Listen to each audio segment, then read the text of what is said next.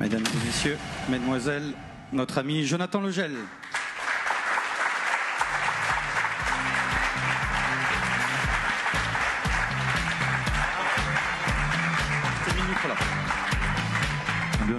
Déjà, j'ai plus de main droite. Ça, c'est bien. Ça, c'est fait. T'as mis des frissons dans la vidéo. Hein. T'as vu? Ouais. Ça, hein, dans le couloir, là. Il manque plus que l'odeur du camphre, là. On serait, hein. Ça donne l'air fraîche, là, ça. Je sens que tu veux me viser, là. Ben, merci à toi d'être là. C'est vraiment un plaisir et un honneur de t'avoir aujourd'hui. Ça fait maintenant 12 ans, quasiment, juillet 2012, que tu es au plus haut niveau du rugby mondial et du rugby 7 notamment. Donc peut-être qu'en guise d'introduction pour tous les gens qui nous écoutent, si tu pouvais nous donner 2 ou 3 mots sur ce qui fait la longévité, tu vois, dans ce sport de haut niveau, dans un monde aussi compétitif que tu connais. Donc bonjour et bonsoir à toutes et à tous. Je suis extrêmement ravi d'être ici. Donc pour ceux déjà qui ne connaissent peut-être pas le rugby à 7, c'est très similaire à ce que vous voyez aujourd'hui à la télé. C'est du rugby, comme le rugby à 15 qu'on voit aujourd'hui, sauf qu'on est 7 contre 7 sur un terrain. Un match dure 14 minutes au lieu de durer 80 minutes et on a 8 tournois dans le monde. Et la grande différence, c'est qu'on est olympique. Donc on est déjà allé aux Jeux Olympiques de Rio en 2016 et l'objectif c'est d'aller aux Jeux Olympiques de Paris en 2024. Et donc moi, dans tout cet univers-là, ça fait en effet depuis 12 ans maintenant que je suis avec cette équipe de France-là. Et je pense que 2-3 mots, ça serait vraiment le réduire, mais je pense qu'il y a beaucoup de résilience. On est dans un univers qui reste quand même hostile. Il y a à peu près 10-15 joueurs à mon poste qui pourraient postuler pour le poste de titulaire et de pilier en équipe de France de rugby à 7. On prend des coups physiques, on s'entraîne 2 à 3 fois par jour. On prend des coups moralement, des contre-performances, des défaites dont on doit se remettre très rapidement, puisque un tournoi de rugby à 7, c'est 6 matchs, 3 le samedi, 3 le dimanche, et on a 2 heures entre chaque match. Du moment où on perd, qu'on se prend peut-être une raclée ou qu'on gagne, il faut vite faire table rase de ce qui s'est passé pour se tourner vers ce qui va se passer. Donc la résilience, après je pense peut-être au plaisir, à cette notion de... Le rugby est un jeu, et très souvent, moi dans le vestiaire, quand je me sens un petit peu paniqué, un peu stressé, je souris ou je me fais une blague. Alors je me rends compte que je suis pas le meilleur blagueur, mais j'essaye de me distraire un petit peu, j'essaye de communiquer une énergie positive qui a un effet très bénéfique sur moi, qui me permet de prendre de la distance avec l'enjeu. Parfois on en joue devant 50 000 personnes, devant nos familles, pour un match crucial, et j'ai besoin de prendre cette distance pour garder l'esprit du jeu, l'esprit du rugby, pour pas que ça devienne quelque chose de trop prenant émotionnellement. Et enfin, je pense que toujours en lien avec ce que j'évoquais, un temps de repos très court entre les matchs, nécessité d'être lucide, de prendre des décisions très rapidement et d'aller sur le détail qui va nous permettre de nous améliorer très rapidement. Nous, très souvent, que ce soit sur une mi-temps qui dure 2 minutes, entre 2 mi-temps de 7 minutes, pardon, donc un match dure 14 minutes, 2 mi-temps de 7 minutes, on a 2 minutes de mi-temps entre les deux qu'on fait sur le terrain.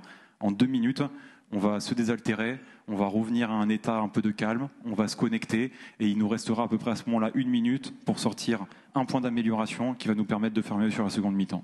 Et cette lucidité, ce pragmatisme, il s'opère pendant les matchs, mais aussi même plus globalement sur les entraînements où on va vraiment aller chercher le point clé, le quick win qui va nous permettre de rapidement retrouver de la performance si on est un peu malmené. Alors c'est très intéressant parce que j'ai parlé de longévité, 12 ans de carrière. Le circuit mondial, c'est 8 étapes et c'est 6 matchs sur 2 jours. Donc en fait, il y a un temps long et un temps court à gérer, comme tu disais. D'un point de vue de la donnée, on a parlé beaucoup de données aujourd'hui. Ici, il y a des marketeurs, et aussi des commerciaux, des gens qui prennent des décisions basées sur des données factuelles qu'ils arrivent à maîtriser. Toi qui es arrivé dans ce circuit mondial en 2012 et aujourd'hui en 2023, il y a encore, tu as vu l'arrivée de la donnée ? Comment elle a été perçue par les joueurs ? Est-ce que j'ai même envie de dire, la donnée fait partie de votre quotidien aujourd'hui ou pas ? C'est une question. Oui, absolument. Donc nous, aujourd'hui, on joue avec des GPS, donc petit boîtier qu'on met dans le haut du maillot. Et concrètement, le gros avantage de ce GPS-là, à notre niveau, un niveau individuel, c'est de réussir à individualiser la performance dans le cadre d'un collectif. Individualiser la performance dans le cadre du collectif. Concrètement, pour Jonathan Legel, comment ça s'établit ? J'ai un profil. Mon besoin est peut-être différent de celui d'Amaury si on était ensemble dans l'équipe de France de rugby à 7, différent d'un ailier. On va tous avoir des marqueurs et des indicateurs propres pour optimiser notre performance maximale, notre performance, notre potentiel. Et donc, à la fin d'un entraînement, j'ai le GPS qui m'indique le nombre d'accélérations que j'ai réalisées. On va aller voir l'ordinateur avec le préparateur physique. Pour moi, Jonathan Ogel, combien d'accélérations tu attendais à ce que je réalise sur cet entraînement? 20, t'es à 17, t'en fais 3 en plus. C'est aussi pragmatique que ça, mais c'est encore une fois aller chercher le meilleur de mon potentiel par rapport à qui je suis. Premier cas d'usage pour la donnée. Deuxième cas d'usage collectif, où on va avoir des temps en amont des tournois, en amont des matchs, après les tournois, de briefing et de débriefing autour d'un tableau de bord qui va se centrer essentiellement sur une seule donnée, qui va être ce qu'on appelle le taux de turnover, donc c'est la capacité d'une équipe à aller gagner des ballons chez l'adversaire, via des touches, via des mauls, via des mêlées, via des rugs, donc là je sais un petit peu plus technique, mais on va vraiment cibler cette donnée clé pour après comprendre la stratégie à mettre en place vis-à-vis de l'équipe. Et enfin, quelque chose qui va peut-être un peu vous surprendre, on a aussi de l'analyse de données sur les arbitres.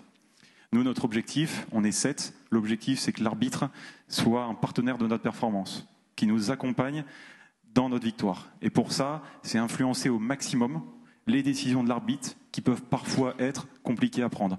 Et pour ça, on a les arbitres, on a des données concernant ce qu'ils vont être le plus à même de siffler pendant un match. Vis-à-vis de nous, ça veut dire qu'il faut qu'on soit très propre sur cette action-là, pour pas être surpris, pour pas l'inciter dans ses mécaniques. Et vis-à-vis de l'adversaire, si à un moment l'adversaire montre une situation un petit peu tendancieuse ou un joueur qui sort pas comme il devrait sortir de la zone par exemple de plaquage, on sait que cet arbitre va être très vigilant à ça.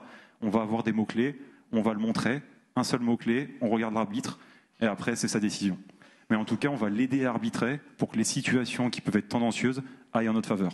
Vous regarderez les matchs du 15, regardez surtout les attitudes des numéros 9. Vous allez voir qu'ils sont assez régulièrement, ou de certains joueurs clés, les capitaines, ils sont assez souvent en communication avec l'arbitre pour les aider à arbitrer. Et donc nous, on veut faire de l'arbitre notre 8e joueur, et pour ça, on a un brief initial avec des données clés, comment on peut appréhender. C'est ce que font mes filles avec moi aussi, elles essaient de m'arbitrer parfois sur des décisions tendancieuses. On va revenir, on va faire écho à des choses qu'on a entendues tout à l'heure pendant les panels, mais juste en parlant de longévité, en parlant de données, et le fait que vous acceptez la donnée et qu'aujourd'hui elle fait partie de votre performance individuelle et collective, où est-ce qu'il y a de la place encore, y a-t-il encore de la place pour l'émotion? On parlait tout à l'heure d'émotion, je crois que c'était la conférence d'Easy Parapharmacie, et de rendre un moment éphémère mémorable. Ça peut être un acte d'achat, ça peut être autre chose. Si déjà tu as des choses à nous partager de ce point de vue-là, on est preneur, mais aussi comment tu arrives à gérer cette émotion et où est-ce qu'elle a encore sa place au sein de la performance? Oui, elle a sa place et il faut réussir à appréhender le stress lié à plein d'éléments dans notre environnement. La famille, la télé, le nombre de personnes, la pression d'un contexte. Donc tout ça, c'est des éléments qu'on doit appréhender dans le cadre d'une préparation de match. On a avec la Fédé de rugby un soutien qui est une sorte de psychologue de la performance qui nous accompagne à préparer nos matchs. Moi concrètement, ça tourne autour de 3 points clés, la confiance, la joie et l'excitation. La confiance, me rappeler ce pourquoi je suis bon, visualiser ce que je sais faire. La joie, comme je vous disais, me sourire, me détacher de l'enjeu, me dire qu'à la fin on est quand même sur le terrain avec des gars en train de courir derrière un ballon, il y a pire. Et ensuite l'excitation, là c'est des techniques d'hyperventilation pour se mettre dans le flow d'un match. Un match, ça dure 14 minutes, on n'a pas 5 minutes pour rentrer dans notre match. À la première minute, à la première seconde, il faut qu'on soit au maximum de ce qu'on peut faire. Et pour ça, il faut qu'on soit dans un état d'excitation, qu'on soit dans un état d'éveil mental et physique. Et donc là, c'est se frotter le visage, c'est hyperventiler, c'est sautiller. C'est tout autant de techniques qui m'appartiennent, qui seraient très différentes si un autre joueur venait témoigner. Mais ça, c'est une manière de gérer le stress en amont des grosses compétitions comme les Jeux Olympiques. Tu peux nous partager peut-être une émotion vécue aux Jeux Olympiques? Parce que être athlète olympique, c'est quand même pas rien, surtout dans le rugby. Ouais, alors j'ai eu la chance de jouer aux Jeux Olympiques de Rio en 2016 et je pense que c'est un des moments pour moi les plus mémorables. Le contexte, c'est qu'on est donc sont les premiers Jeux Olympiques avec le rugby à 7. Le tout premier match de ces Jeux Olympiques qui a lieu à Rio, c'est France contre Australie. À ce moment-là, on sait que si on gagne l'Australie, on a de grandes chances de pouvoir accéder au quart de finale. L'Australie, sur toutes les dernières confrontations, nous a majoritairement battus. On est inférieur. On arrive avec ce contexte-là, préparation de match, et tout en sachant aussi qu'au-delà de ce match de l'Australie, c'est aussi les Jeux Olympiques, qui encore une fois nos familles dans les tribunes, qu'on porte notre nom sur notre maillot et que c'est celui de ceux qui sont dans les tribunes venir nous soutenir. Donc tout ce contexte sportif, ce contexte émotionnel, ça a amené beaucoup de force. Et moi, je me rappelle d'un moment fort. On est dans des espèces d'algéco, à une quarantaine de mètres du stade. Ça nous servait de vestiaire. Et là, on commence à sentir un petit peu cette odeur de camphre, cette odeur d'herbe un peu mouillée. On doit aller vers le tunnel d'accession. Donc là, c'est le bruit des crampons sur le béton. Bon, pour moi, c'est des trucs qui m'éveillent, mais c'est le bruit des crampons sur le béton. Et là, on rentre dans le tunnel et on est face à toutes nos émotions. Il y a un mec qui est régi à la télé, parce que nos matchs, c'est midi 47. À midi 47, on doit rentrer sur le terrain. Les deux équipes sont l'une à côté de l'autre. On est dans le couloir. Le gars qui est connecté à la télé nous fait le décompte. Et là, on sait que dans 3, 2, 1, on rentre dans l'histoire. On va faire les premiers Jeux Olympiques de rugby à 7. On va faire notre premier match qui va être capital pour la suite des événements. On remporte ce match à l'énergie. Match vraiment fantastique et très puissant émotionnellement pour tout ce qu'on a pu se montrer et tout l'aspect collectif. Et ça nous a servi de base. On va jusqu'au quart de finale et on arrive à ce point-là, mais c'était une expérience mémorable, faite par tous ces éléments qui l'ont rendu sensationnel et pas évident à gérer. C'est vrai que dans le couloir, on avait parfois certains avaient les larmes aux yeux, certains sautillaient, certains montraient un peu d'excitation par rapport à ce moment-là. Mais tout ça réuni, ça fait mon meilleur souvenir. Ah, c'est magnifique. Je l'ai revécu avec toi à l'instant, mais il y a plusieurs choses, comme tu le dis, pour arriver à un tel niveau d'émotion, s'en souvenir et créer quelque chose d'inoubliable, alors que c'est presque ce décompte qui te marque le plus au final. Après, on lâche les chevaux quelque part. Il y a de la longévité, il y a 10 ans d'expérience, il y a les données, il y a toute la préparation mentale qu'on a fait sur le match. Il y a bien sûr la connaissance de l'arbitre, tout ce que tu as dit tout à l'heure. Il y a aussi une chose dont on va parler, ça m'intéresse, c'est un terme que j'aime bien, c'est la communication. L'équipe, tu ressens tes collègues autour de toi, les joueurs avec qui tu joues. Comment vous communiquez? Il y a parfois des stades où on s'entend même pas. D'ailleurs, il y a tellement d'ambiance dans les stades, etc. Quelle place tu donnes à la communication dans la performance? Nous, on a une approche de la communication qui est une communication verbale, c'est à laquelle on pense, je pense, assez spontanément, mais aussi non verbale. On est sur le terrain dans l'intuition, on est sur la perception. On est aussi dans un contexte où, encore une fois, 50 000 personnes, des speakers, du monde qui crie. Parfois, j'arrive pas à entendre le joueur qui est 4 mètres après moi. C'est une réalité. Et aussi parce que je suis fatigué, je manque de lucidité, je suis recentré sur moi.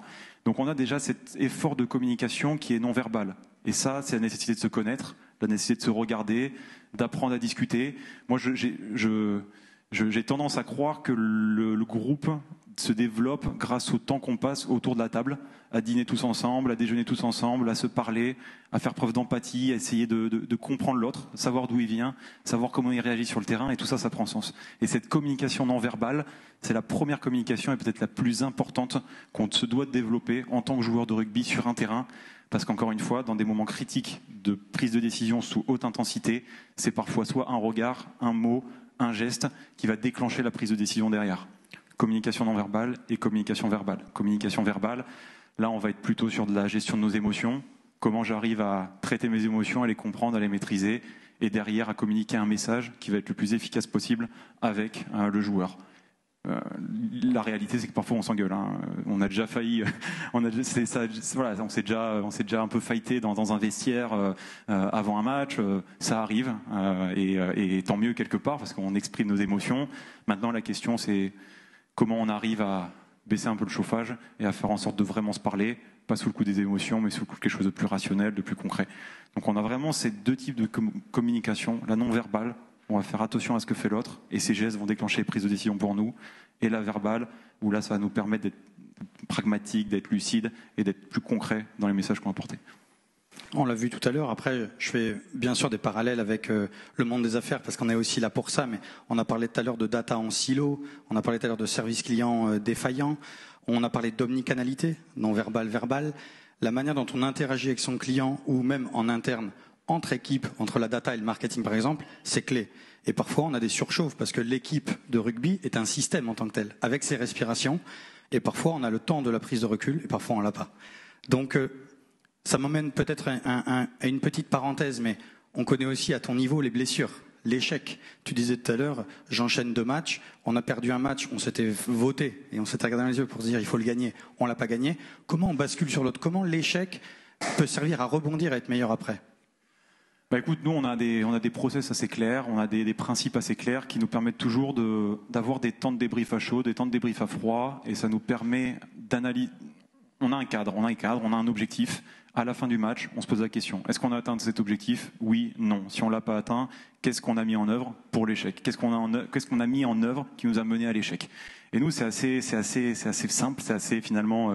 On essaie encore une fois d'être le plus pragmatique, d'être le plus lucide possible, et de se dire comment on va se servir de cette situation qui nous a mené à un échec pour derrière en faire une situation positive. Et on va essayer à un niveau collectif, mais aussi à un niveau individuel. Moi, à mon niveau, j'ai sur le terrain de rugby à 7 plutôt en charge la partie aérienne du jeu. Il faut savoir qu'il y a en moyenne un essai toutes les 90 secondes au rugby à 7. L'équipe qui a le plus de temps le ballon augmente ses chances de gagner. Et à chaque essai, il y a un coup d'envoi. Donc si j'arrive à gagner ce coup d'envoi, si on met en place la stratégie qui nous permet de gagner ce coup d'envoi-là, on va avoir plus souvent le ballon et on va augmenter nos chances de victoire. Et donc tout ça, c'est dans quelle mesure on arrive à atteindre le pourcentage qu'on s'était donné d'efficacité sur le match, qu'on avait défini en amont et qu'on avait défini tous ensemble. Et derrière, si on ne l'atteint pas, qu'est-ce qu'on met en œuvre pour le modifier? Ça m'amène une question pour le public. Est-ce que vous vous attendiez à un tel niveau de détail, de data et d'attention aux détails et à tous les gestes qu'il faut décortiquer pour avoir une performance? C'est assez impressionnant. Hein, en tout cas, moi, je trouve ça incroyable. Il y a un parallèle aussi, parce que je sens dans ton œil l'olympisme, hein, l'œil qui brille, l'œil qui pétille, et je pense que je regarderai Paris 2024 d'une manière vraiment différente en sachant tout ça. Quelque part, les Jeux Olympiques, c'est un contrat moral, non? Toi, l'équipe, est-ce que tu peux nous parler peut-être des JO, et après on parlera peut-être d'engagement plus personnel? Ouais, les Jeux Olympiques, ça arrive une fois tous les 4 ans. On l'a vécu à Rio, malheureusement à Tokyo, on manque la qualification. Là maintenant à Paris, on est qualifié. Donc il y aura une équipe de France de rugby à 7 fin juillet à Paris, au Stade de France. Déjà, je vous attends nombreux pour ceux qui n'ont pas déjà pris leur place. Tu y seras. Donc il y aura une équipe de France. Et pour nous, et même pour moi, de manière très intime, ça veut dire laisser une empreinte, laisser une trace. À mon niveau, c'est me dire que j'ai envie qu'il y ait du Logel partout. J'ai envie derrière que mes enfants ils puissent voir du Logel, ils puissent être fiers de ça, ça puisse les inspirer d'une manière ou d'une autre. Et je pense que l'objectif ultime, c'est de se dire que quand j'aurai 40, 50, que je serai loin de ma carrière de rugby, je puisse avoir des jeunes qui ont pu commencer le rugby et que notre victoire aux Jeux Olympiques ou notre performance aux Jeux Olympiques a inspiré. Donc c'est vraiment dans cette dynamique que, en tout cas moi je m'intègre et qu'on partage avec le groupe, c'est comment on va laisser une trace à notre petite échelle, à l'échelle de notre famille et à l'échelle de la nation quelque part et d'un cercle encore plus large. Et ça, on a une opportunité de le faire une fois tous les 4 ans. Les étapes du championnat du monde de rugby à 7 restent encore des tournois intimes, ça reste encore diffusé sur Canal+, mais avec les décalages horaires, il faudrait se lever à 3h du matin parfois pour les voir. Là, les Jeux Olympiques, on a une audience maximale, on a l'opportunité de briller, de faire briller le nom qu'on a dans le dos, pour nous, pour notre famille, et pour plus globalement tous les jeunes de rugby. Donc c'est un peu moi c'est ça que ça représente. Non, mais ce que j'aime beaucoup dans ce que tu dis, c'est qu'il y a une notion de dépassement. En fait, quand tu es olympien, il y a quelque chose une trace que tu vas laisser. Ça donne du sens à ce que tu fais, à titre individuel, et je pense que collectivement, vous y travaillez aussi. Est-ce qu'on peut faire ce parallèle sur la trace que tu veux laisser, toi, à titre personnel? Parce que je sais que tu étais récemment en voyage pour des associations et tu te fixes des objectifs très précis. Je crois que ça fait 4 ou 5 ans que tu te tiens à un mantra. Je te laisse en dire un peu plus. Donc ouais, ça fait en effet depuis 4 ou 5 ans que tous les ans, je me dis qu'est-ce que je vais faire pendant à peu près 2 semaines pour sortir de ma zone de confort? De quoi j'ai peur et qu'est-ce que je vais aller affronter? Il y a 4-5 ans, j'étais parti tout seul dans la montagne. C'est pas grand-chose, mais j'ai été éduqué dans la ville et dormir dans une tente avec un réchaud, je sais pas trop ce que ça voulait dire. Donc je me suis dit bon allez, on va passer quelques jours dans la montagne et on va voir ce que ça donne. Il y a eu également une phobie des abeilles, des guêpes, de tout ce qui vole. Bon, c'est comme ça arrive. Et si j'allais affronter ça, j'ai eu la chance de rencontrer un apiculteur à Toulouse. Pendant une semaine, je l'ai suivi. Et à la fin, on a pris plaisir dans ce qui était ma peur initiale. Et que ce soit une peur ou une volonté d'aller explorer quelque chose, il y a aussi la dimension associative, puisque je me questionne de la façon dont on peut laisser cet héritage-là, au-delà de encore une fois, ma propre personne, celle de ma famille. Et donc j'ai eu la chance, avec une association, de partir à Madagascar pendant une quinzaine de jours pour aller parler de rugby et implanter du rugby au sein d'un orphelinat qui cherchait une alternative au sport qu'ils éduquaient actuellement aux enfants, pour transmettre des valeurs différentes. Et ça, c'est encore une fois à petite échelle. Il y avait une 50aine de mômes par jour, mais c'est vrai que je pense que ça laisse une trace. Ça permet à d'autres de vivre le rugby comme je le vis, et surtout ça a un impact. Ça peut les aider, et ça, c'est aussi la trace que j'ai envie de laisser. Tout à fait. Je pense que dans les performances telles que tu les donnes là, il y a la performance individuelle. Tu es en compétition avec ta propre équipe parfois pour être titulaire, mais dès qu'on met du sens et qu'on se dépasse, en fait, on fait les choses à une toute autre échelle. Et en réalité, c'est peut-être un des éléments clés ici, on est peut-être le même au bureau qu'à la vie. Et le dépassement que tu donnes quand tu mets le maillot pour représenter la France aux Jeux Olympiques est le même que tu as donné à ces enfants à Madagascar. Ouais, c'est exactement ça. Et on a une responsabilité. On porte un maillot, il y a le coq, et au-delà du coq, il y a aussi notre nom dans le dos. Et j'en reviens encore à cette idée de nom dans le dos, mais je porte le nom de ma famille. Ma famille est dans les tribunes à me regarder. Au-delà de ma famille, il y a tous les Français qui se disent « ça, c'est un joueur de l'équipe de France, qu'est-ce qu'il va faire pour me représenter ?» On a cette responsabilité et il faut se rendre compte que ça nous dépasse. C'est pas juste aller jouer avec les gars, il faut être honnête avec soi-même. On a cette responsabilité, il faut aller l'honorer. Donc c'est vrai que ça ajoute un poids sur les épaules, mais lorsqu'on arrive à atteindre nos objectifs, qu'on arrive à procurer des émotions à ses proches, à sa famille, à ce public-là, on ressent derrière une forte satisfaction parce qu'on a répondu aux attentes et on a été responsable et adulte dans notre manière de guider le bateau de l'équipe de France de rugby à 7. Le sens des responsabilités, l'engagement, la performance. Merci déjà pour ce partage. Un petit applaudissement pour notre ami Jonathan.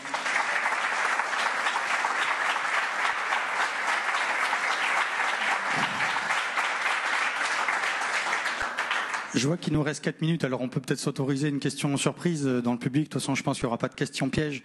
Mais comme il y a plusieurs sujets qui ont été ouverts, restez ici parce qu'après on va faire un petit quiz avec nos amis et il y aura des prix à gagner. Mais est-ce que quelqu'un a une question dans la salle? Je lui passe le micro tout de suite. Aucune? Il y a toujours une question dans la salle. Même d'un Argentin, d'un... Tu veux? Bien sûr.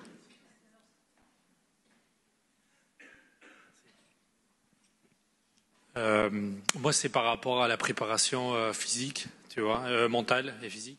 Comment tu fais pour être résilient quand, par exemple, tu as eu un échec, tu vois? Qu'est-ce que tu te mets en place comme mécanique mentale pour aller de l'avant, tu vois? Quels sont les conseils que tu pourrais donner? Non, applicables au monde du business, vu qu'on... Peut-être un exemple lié à une blessure, où je me fais une rupture du ligament latéral interne en 2019 à Dubaï. Donc ligament latéral interne, ça se situe ici. Ça implique 3 mois d'arrêt, 3 mois durant lesquels je vois mes potes à la télé en train de jouer plutôt que d'être avec eux. Et cette situation, elle a forcément bien fait. Elle a bien fait, pourquoi? Parce que de toute manière, je suis mobilisé, je pourrais pas courir et je pourrais pas avec les mecs. Et donc moi, je me suis posé la question, comment je vais tirer parti de ce temps-là pour développer des compétences que j'avais pas eu le temps de développer jusque-là? Tu me diras, le temps, c'est aussi une question de choix, une question de priorité. La réalité, c'est qu'un entraînement, on a à peu près 5 heures d'entraînement dans la journée. La grande majorité, on la passe sur des temps collectifs, mais des temps qui nous permettent de individuellement aller optimiser notre potentiel, ils sont quand même très faibles et parfois ils passent à la trappe. Et donc moi, la question que je me suis posée, c'est comment je vais aller optimiser mon potentiel en prenant en compte les contraintes. La contrainte, immobilisation du genou, j'ai que le haut du corps qui est disponible. Et en fait, là, rapidement, je me suis rompu le ligament du pouce quelques années auparavant et j'ai toujours entretenu une faiblesse qui est source de blessures potentielles. Et ça, c'est le simple fait, pendant à peu près 3 mois de convalescence, d'aller travailler, renforcer la main, renforcer le muscle qui me faisait défaut jusqu'à présent. Est-ce que c'est quelque chose qui va me rendre sensiblement meilleur? Je ne sais pas. Est-ce que ça va m'éviter une deuxième blessure au niveau de la main? Très probable. Donc c'est vraiment aller chercher, en fonction des contraintes, aller vraiment essayer d'aller chercher ce que je peux optimiser et ce que je peux aller chercher de plus que je n'aurais pas pu dans un quotidien normal. Moi, c'est comme ça que je l'appréhende. On essaye de tous se sensibiliser les joueurs à se dire que la blessure reste une opportunité pour aller travailler quelque chose qu'on n'avait pas jusque-là eu le temps de travailler. Oui, Jonathan. Ouais, non, félicitations pour ta carrière, 12 ans dans le rugby, bravo.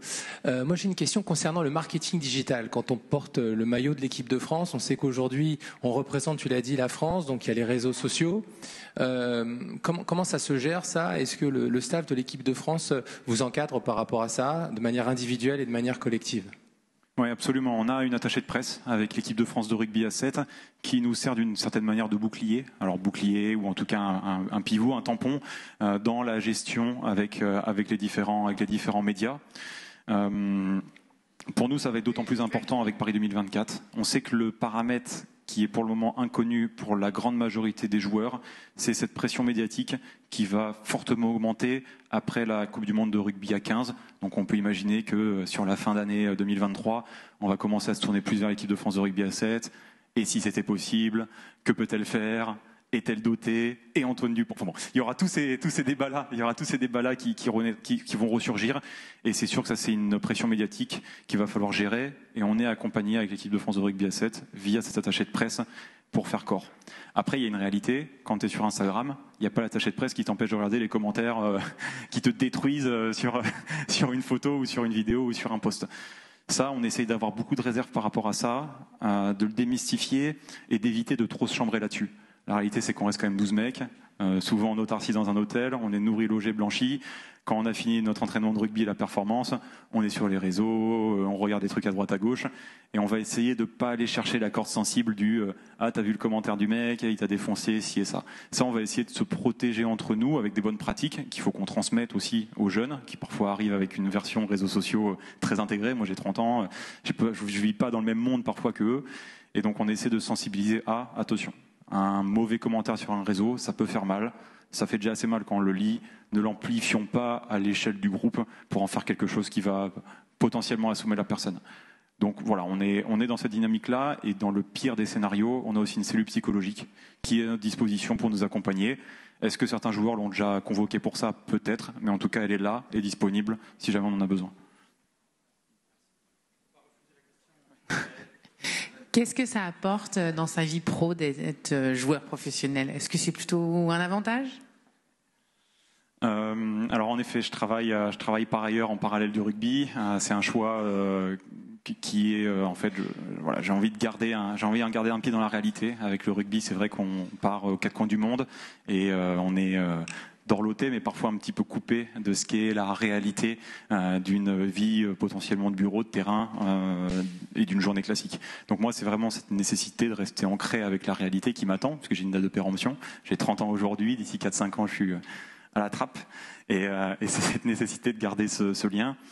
Ce que ça apporte, je pense, beaucoup de maturité dans la gestion émotionnelle d'un quotidien. Je ressens prendre plus de distance avec les sujets, je les appréhende différemment, et je pense aussi qu'il y a cette un peu, notamment au rugby, nous on a une logique de vestiaire, on se parle beaucoup, on est assez frontal, toujours dans une optique de performance, on est dans le même bateau, de toute façon on est dans le même vestiaire, donc on ne va pas se tirer dans les pattes pour se tirer dans les pattes. Si je tire dans les pattes de mon camarade, nécessairement ça va me revenir en effet boomerang. Et je pense qu'on développe j'en reviens à cette lucidité, mais on développe cette capacité à être très pragmatique et très orienté performance et communiquer dans un sens qui va nous permettre d'être le plus performant possible et pas avoir peur de se dire les choses. Il n'y a pas forcément besoin d'être sportif pour dire les choses, mais j'ai quand même la conviction que d'être sportif de haut niveau, et je le vois dans notre entourage, ça nous amène à être très réaliste, parfois un peu cru sur les vecteurs de la performance. Et ça, moi, je sais qu'en tant que consultant par ailleurs, ça m'aide. Parce que on lève les non-dits, on va direct à l'essentiel, on perd pas de temps, on va chercher le détail qui fait la différence et on se concentre là-dessus. Merci infiniment.